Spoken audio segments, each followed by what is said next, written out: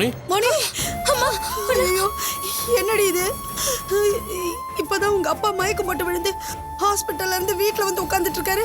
நீ வேற இப்ப காயப்பட்டு போலீஸ் ஸ்டேஷன்ல வந்து உட்கார்ந்துட்டு இருக்க. மாம் ஐயோ என்ன கால நேரமோ தெரியலையே. மாம் will you please keep quiet? அவளே பாவம் ஏதோ டென்ஷன்ல இருக்கா. என்னாச்சுன்னு கொஞ்சம் பொறுமையா கேளுங்க. What happen Mani? அண்ணா டியூஷன் முடிச்சிட்டு நான் ஃப்ரெண்டோட வந்துட்டு இருந்தேன்னா அப்போ வண்டியில வந்த ரெண்டு ஹலோ பேர். யார் நீங்க? யா இங்க வாங்க. Sir I'm Sherry. நீங்க எனக்கு ஃபோன் பண்ணிருந்தீங்க. This is my mom, that's my sister. உட்காருங்க.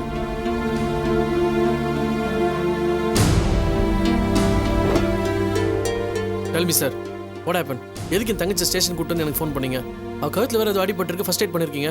Tell me what happen? உங்க சிஸ்டர் டியூஷன் முடிச்சிட்டு வீட்டுக்கு வந்துட்டு இருக்கப்போ 2 ரவுடி பசங்க பைக்ல வந்து செயின் அறுக்க முயற்சி பண்ணிருக்காங்க. ஐயோ என்னடா இது? அம்மா அமைதியா இருங்கம்மா. உங்க தங்கச்சி திருடங்கிட்ட இருந்து செயினை காப்பாத்துறதுக்காக பயங்கரமா போராடி இருக்காங்க. அதுல ஏற்பட்ட காயம் தான் இது. 2 பேர் பைக்ல வந்தானுங்களே, அதுல ஓட்டிட்டு வந்தவன் தப்பிச்சு போயிட்டான். பின்னாடி உட்காந்து செயின் அறுக்க முயற்சி பண்ணான் பாத்தீங்களா, அவனை தான் புடிச்சு உள்ள போட்டிருக்கோம். இத பாருங்க சார், அவனை வெளியில விடவே விடாதீங்க. நல்ல ஜெயில போட்டு உதன்னு உதைங்க. படுவாவி. உங்க தங்கச்சி ரொம்ப தைரியமா போராடி தன்னையும் நகையும் காப்பாத்திக்கிட்டு பப்ளிக் உதவியோட அந்த அக்யூஸ்ட புடிச்சு கொடுத்துருக்காங்க. அவங்களுக்கு ஃபர்ஸ்ட் எய்ட் பண்ணி முடிச்சிட்டு அவங்க கிட்ட இருந்து உங்க நம்பரை வாங்கி அதுக்கப்புறம் தான் உங்களுக்கு ஃபோன் பண்ணி இங்க வர சொன்னோம். ஏண்டி 3 பவுன் நகை தானே, போனா போட்டுமே. அதுக்காக இப்படி கழுத்துல அடிபட்டு வந்து நிக்கிற? உன் உசுருக்கு ஏதாவது ஆபத்து ஆயிருந்ததுன்னா என்னடி பண்றது? ஏமா உங்க பொண்ணை என்கரேஜ் பண்ணாம டிஸ்கரேஜ் பண்றீங்க? என்கரேஜ் பண்ணாதாமா பொண்ணுங்களுக்கு தைரியம் வரும். அப்பதான் குற்றவாளிகளுக்கு பயம் வரும். பெண்களுக்கு எதிரான குற்றங்கள் குறையும். எப்படிங்க சார்? நகை போனா சம்பாரிச்சிடலாம், உயிர் போயிருந்தா என்ன பண்ண முடியும்? மாம் ப்ளீஸ். சார், என் சிஸ்டரோட தைரியத்தை பார்க்கும்போது எனக்கு ரொம்ப பெருமையா இருக்கு. அண்ட் பை தி வே, இந்த ராஸ்கல் வெளியே வர முடியாத அளவுக்கு ஏதாவது கேஸ் போட்டு அவன் உள்ளே வைங்க. அண்ட் நான் சிஸ்டர் கூட்டு போலாமா? ஓஎஸ், தாராளமா கூட்டிட்டு போங்க. தேங்க்யூ. கம். நன்றிங்க சார். மோனி, போயிட்டு வாங்க. you're truly a brave girl. I really appreciate that. தேங்க்ஸ்ண்ணா. நீயும் எங்க அம்மா மாதிரி திட்ட போறியோன்னு பயந்துட்டே இருந்த. சரி, அப்பா ஏதோ மயக்கம் போட்டு விழுந்து ஹாஸ்பிட்டல் அட்மிட் ஆகி. Don't worry. என்ன நினைச்சுன்னா அப்புறம் சொல்றேன். பேக் எடுத்துட்டு வா. கம். Back come. இல்ல வேணாமா.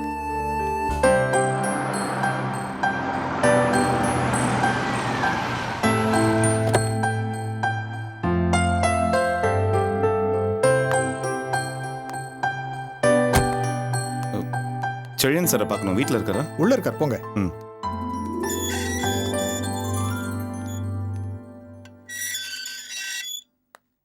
சார், யாரை பார்க்கணும்? செழியன் சாரை பார்க்கணும். ஐயா மாடியில் இருக்காரு.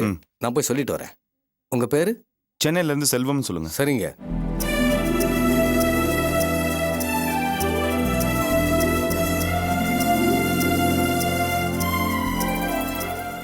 என்னங்க இது? இவ்வளவு பெரிய வீட்டுல இவர் மட்டும் தனியா இருக்கார் போல இருக்கு. அவர் தம்பி தான் ஜெயில இருக்கிறதா சொன்னாங்க. அவங்க அப்பா அம்மாவை கூட காணோம். அதான் தெரியும். அட கடவுளே, தவறிட்டாங்களா? ஹலோ மிஸ்டர் செல்வம், எவ்வளவு நாள் ஆச்சு உங்களை பார்த்து? எப்படி இருக்கீங்க? நாங்க நல்லா இருக்கோங்க. நீங்க நல்லா இருக்கீங்களா? குடிக்க ஜூஸ் எடுத்துட்டு வாங்க. சரிங்க ஐயா. அர்ச்சனா, எப்படி இருக்கீங்க? நல்லா இருக்கீங்க. ஏன் நிக்கிறீங்க? வாங்க உட்கார.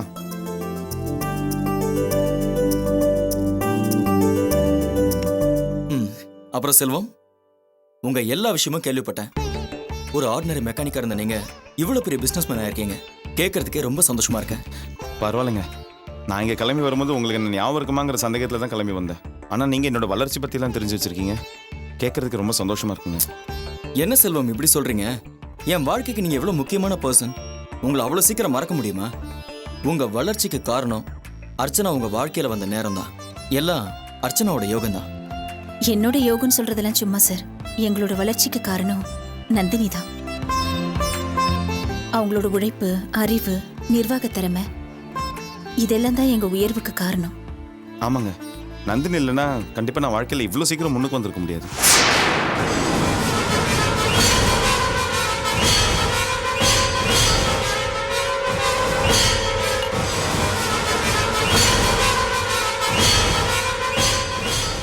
என்னங்க, இவ்வளோ நேரம் நல்லா சந்தோஷமா சகஜமா பேசிட்டு இருந்தீங்க. நந்தினி பேரை கேட்டோன்னு உங்க முகமே மாறிடுச்சு. நந்தினியோட பேரை கேட்டதும் அவங்க எப்படி இருக்காங்க, என்ன ஏதுன்னு விசாரிப்பீங்கன்னு பார்த்தா நீங்க எதுவுமே பேசாம அமைதியாயிட்டீங்களே.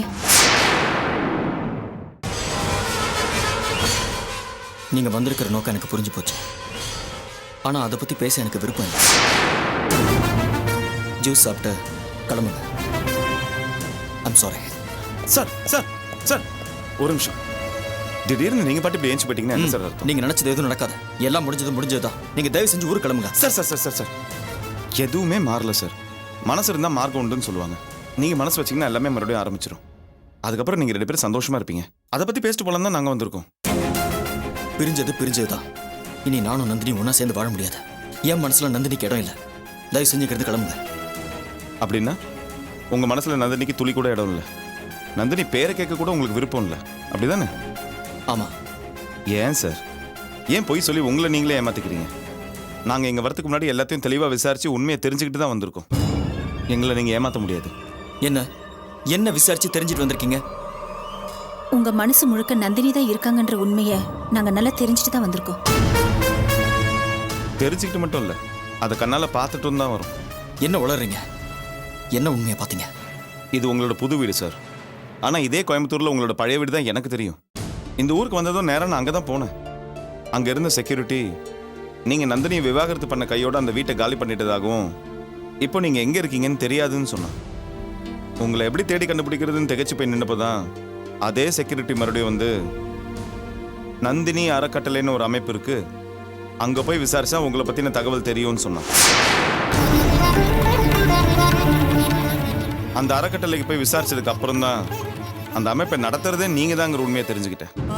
நிறைய ஏழை பெண்களுக்கு நந்தினி பேர்ல கல்யாணம் பண்ணி வைக்கிறீங்கிறதையும் புரிஞ்சுக்கிட்டேன். எவ்வளவோ ஏழை பொண்ணுங்க உதவிக்காக காத்துட்டு இருக்கிறதையும் உதவி வாங்கிட்டு போறதையும் நாங்க எங்க கண்ணால பார்த்துட்டு தான் வரோம். எந்த புருஷனாவது பிரிஞ்சு போன பொண்டாட்டி பேர்ல அறக்கட்டளை ஆரம்பிப்பானா? இதுல இருந்து என்ன தெரியுது? இன்னும் உங்க மனசுல நந்தினி தான் இருக்காங்கன்றது நல்லா தெரியுது. இப்படி இருக்கும்போது உங்க மனசுல இன்னும் நந்தினி இல்லைன்னு ஏன் போய் சொல்லி நாடகம் ஆடுறீங்க? ஏன் இந்த குழப்பம்? என்னதான் நடந்துச்சு? தப்பு பண்ணிட்டேன் செல்வம், ரொம்பவே தப்பு பண்ணிட்டேன். நான் எந்த அளவுக்கு நந்தினியை விரும்பி கல்யாணம் பண்ணிக்கிட்டேன்னு உங்களுக்கே நல்லா தெரியும். ஏன்னா எங்களுக்கு கல்யாணம் செஞ்சு வச்சது நீங்க தான். ஒரு மனுஷனுக்கு பொண்டாட்டி எவ்வளவு முக்கியமோ அதே மாதிரி அவன் அப்பா அம்மா கூட பிறந்தவங்களும் முக்கியம். பொண்டாட்டி மேல வச்சிருக்கிற அதே அளவு பாசத்தை குடும்பத்து மேலேயும் வைக்கத்தானே வேணும். நானும் அப்படிதான் என் குடும்பத்து மேல பாசத்தை வச்சிருந்தேன். என்ன நடந்ததுன்னு ஓரளவுக்காவது நந்தினி உங்ககிட்ட சொல்லியிருப்பா இல்லையா? சொன்னாங்க உங்க தம்பி. ஆமா, என் தம்பி பண்ணது தப்புதான். ஆனா நந்தினி நான் எவ்வளவு சொல்லியும் கேட்காம நீதி நேர்மை நியாயம்னு கோர்ட்ல சாட்சி சொல்லி என் தம்பியை ஜெயிலுக்கு அமிச்சிட்டா. இதனால என் குடும்பம் பெரிய அவமானப்பட்டுச்சு. எங்க பேச்சை கேட்காம குடும்பத்துக்கு இப்படி ஒரு அவமானத்தை தேடி கொடுத்துட்டாலே. அவ மனசு வச்சிருந்தா என் தம்பியை காப்பாத்திருக்கலாமேங்கிற கோபம் எங்க எல்லாருக்குமே இருந்துச்சு. அந்த கோபத்துல தான் இனி அவளோட வாழ முடியாதுன்னு அவளை டைவர்ஸ் பண்ணிட்டேன். நந்தினி என்னை விட்டு போனதும் மெல்ல மெல்ல எனக்கு பிசினஸ்ல லாஸ் ஆக ஆரம்பிச்சது. என் தம்பி பண்ண தப்புக்கு நான் நந்தினி வாழ்க்கையை வீணாக்கிட்டேன்னு பல பேர் என் காதுப்படவே பேசியிருக்காங்க. கொஞ்ச நாள்ல என் அம்மா திருச்சியில கார் ஆக்சிடென்ட்ல இறந்துட்டாங்க. எங்க அம்மா இறந்த இயக்கத்துல எங்க அப்பா படுத்த படுக்கையாயிட்டார். மரண படுக்கையில இருந்த எங்க அப்பா கண்ணை மூடுற கடைசி நிமிஷத்துல என் கையை பிடிச்சிக்கிட்டு, சந்தோஷமா இருந்த நம்ம குடும்பம் இப்படி ஆவறதுக்கு காரணம் நாம நந்தினிக்கு செஞ்ச துரோகம் தான். அந்த பாவத்துக்கு பரிகாரமா அந்த பொண்ணு பேர்ல ஏதாவது நல்ல காரியம் செஞ்சு பிராயச்சித்தம் தேடிக்கோ, அப்பதான் மிச்சம் இருக்கிற உன் வாழ்க்கை நல்லபடியா இருக்குன்னு சொல்லி அவரும் போய் சேர்ந்துட்டார். பண்ண தப்புக்கு பிராயச்சித்தம் தான் நந்தினி அறக்கட்டளை.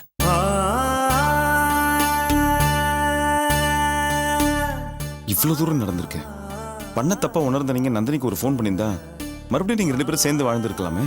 எந்த முகத்தை வச்சுட்டு நான் நந்தினிக்கு ஃபோன் பண்றது? டைவர்ஸ் கொடுத்தப்ப கூட நந்தினி கெஞ்சி கதறினாலே. அவ அப்பா என் அப்பாவோட நல்ல ஃப்ரெண்ட்.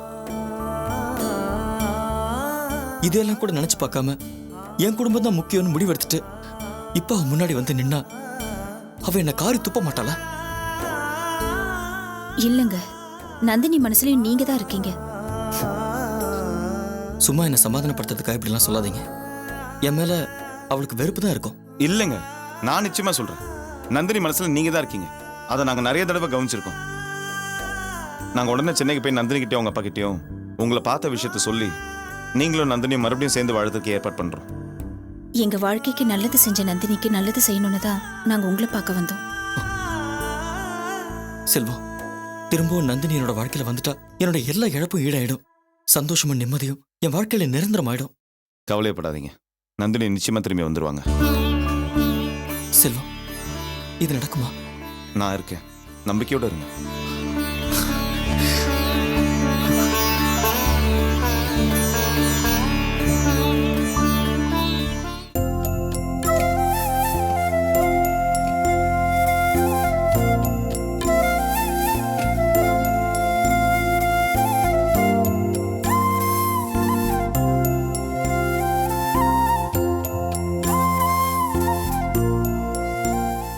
வாயா, உன்னதான் எதிர்பார்த்துட்டு இருந்தேன். சீக்கிரம் போய் முகம் கழுவிட்டு வா, ராணியை போய் பார்த்துட்டு வந்துருவோம்.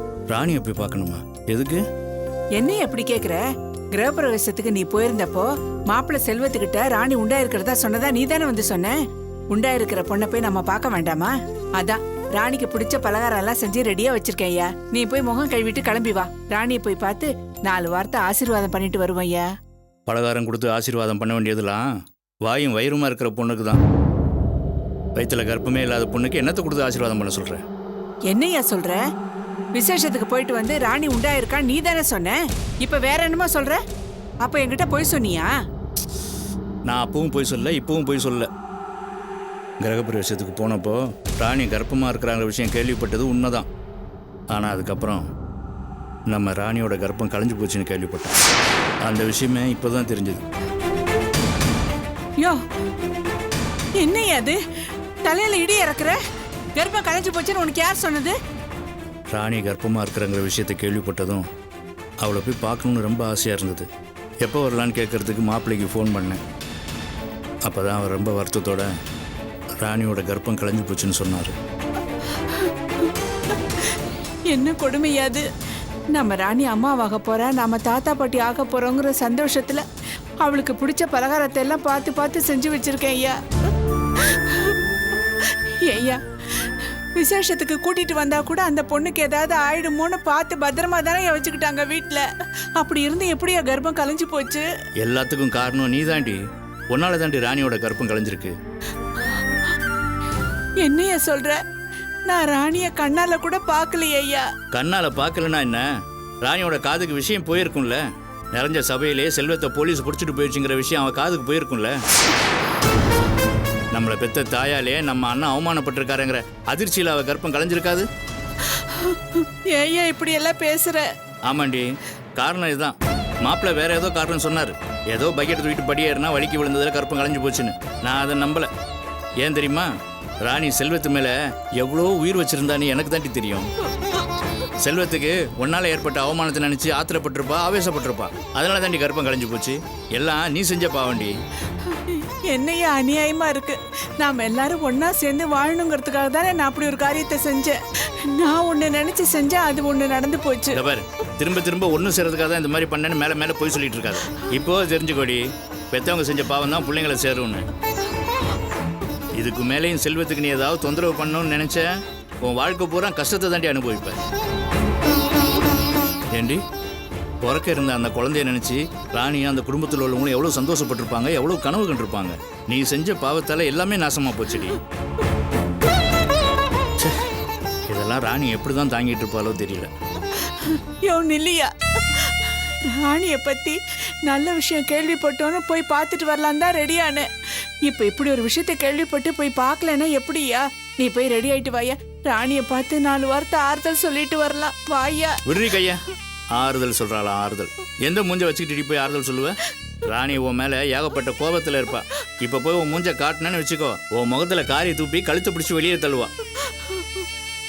மாப்பிள்ளை இந்த விஷயத்த சொன்னோன்னே எனக்கும் மனசு பதைச்சுது. ஐயோ, என் பொண்ணுக்கு இந்த மாதிரி ஆகிப்போச்சு, ஒரு எட்டு போய் பார்த்துட்டு வந்துடலான்னு. என்ன பண்றது? உன் கூட தானே சேர்ந்து வாழ்ந்துக்கிட்டு இருக்கேன். அங்கே போனா உனக்கு கிடைக்கிற மரியாதை தானே எனக்கும் கிடைக்கும். அதான் மனசை கல்லாக்கிட்டு பேசாமல் விட்டுட்டேன். இந்த பாருடி, உன் காத்து படாமல் இருந்தாலே ராணி நல்லா இருப்பா. ஆறுதல் சொல்ல போறாளாம். ஆறுதல்